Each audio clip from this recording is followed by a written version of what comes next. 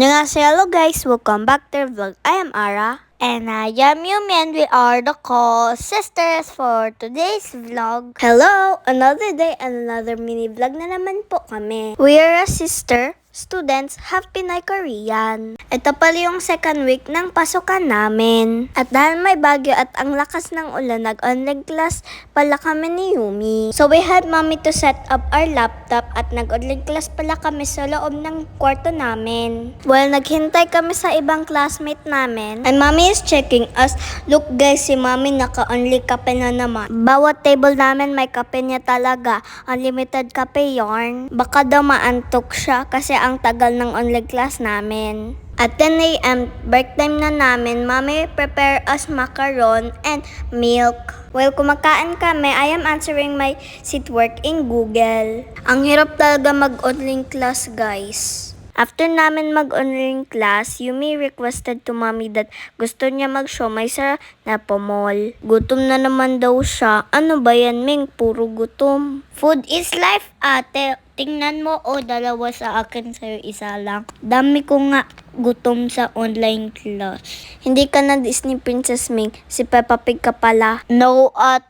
I'm still pretty Disney Princess. Pag sure, uy. Dahil nakalimutan pala ni mami magpa-Gcash, we went outside again. At nag-grocery din kami para sa food namin ni Yumi. At dinner time, sabi ni Apa kay mami magkain daw kami sa labas kasi pagod si mami magluto.